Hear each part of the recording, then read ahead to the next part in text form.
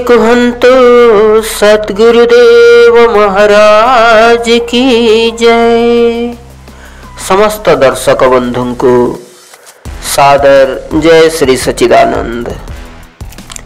भक्ति कौन अटे?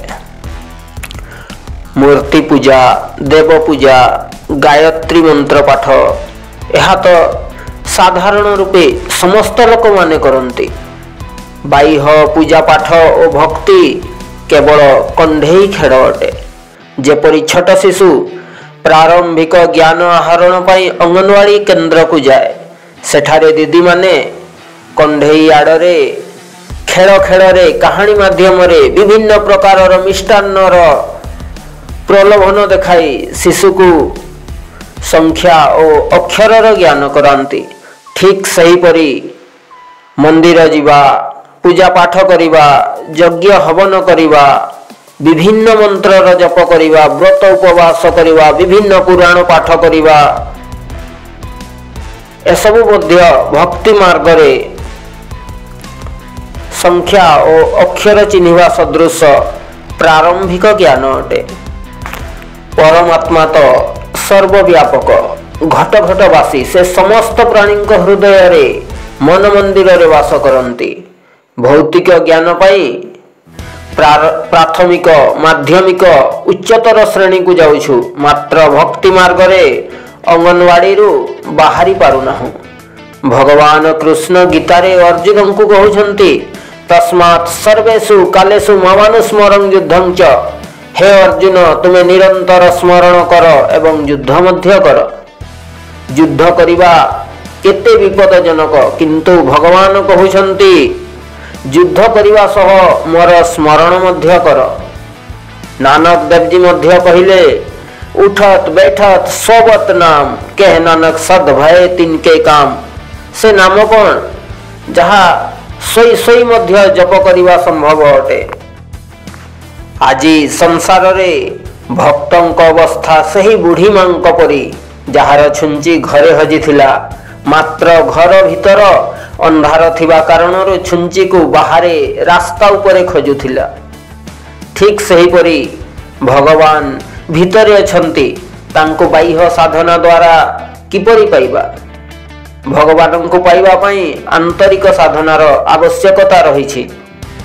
जदि कोनोसी वक्ता शास्त्रीय और बौद्धिक ढंगरे कही निज विद्वतार प्रदर्शन करुछि, तेबे भक्ति विद्वतार अधीन नुहे। रामचरितमानस रे तुलसीदास महाराज कहउछंती, भक्ति स्वतंत्र सकल सुख खानी, बिनु सतसंग न पावहि प्राणी। भक्ति स्वतंत्र हेले मध्य सत्संग बिना काहाकु मिले नहीं।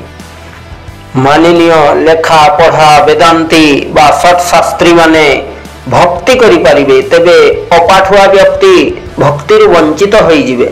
तेबे भक्ति स्वतंत्र हैला कि परि? जदि रूपवान भक्ति करिवे तेबे कुरूप वंची जिवे। जदि उच्च जातिर लोके भक्ति करिवे तेबे नीच जातिर लोके भक्ति बिना रही जिवे।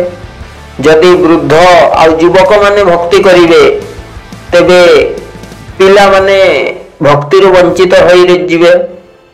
मात्र ध्रुव, प्रहलाद एमाने बाल्यकालरु ही भक्ति को प्राप्त करिथिले। जदि भारतर लोके भक्ति करिवे तेबे विदेशर लोक भक्ति वंचित होई जिवे। कहिबार भाव एही कि भक्ति कौनसी देश, जाति, कुल, विद्या, गुण, धन, बड़ आउ आयु आदिर अधीन नुहे। आउ जे माने एपरि भाबुछंती सेमाने भक्ति को जानि नहांती। लुला, लेंगड़ा, अंध, रोगी, स्त्री, पुरुष, हिंदू, मुसलमान, सिख, ख्रिस्टियान आदि समस्ते भक्ति करिवार अधिकारी अटंती। आजी संसारर लोक प्रकृत भक्ति को न जानी केवल मनमानी ढंगरे भक्ति करुछंती। एणु भक्ति रे एकता दृश्यमान हो नहीं।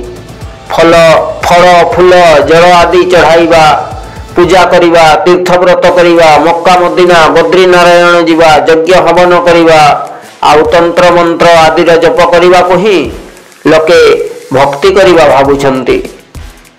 किंतु एसबु करिबा भक्ति नुहे।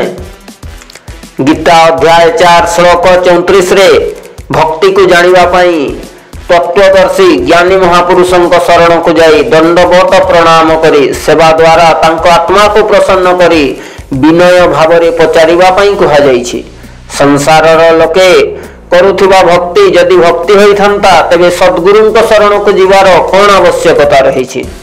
भक्ति तो सद्गुरुंक ठारु जानी हुए, ताहा मध्य तन मन धन सबु अर्पण कले जाई मिली थाए।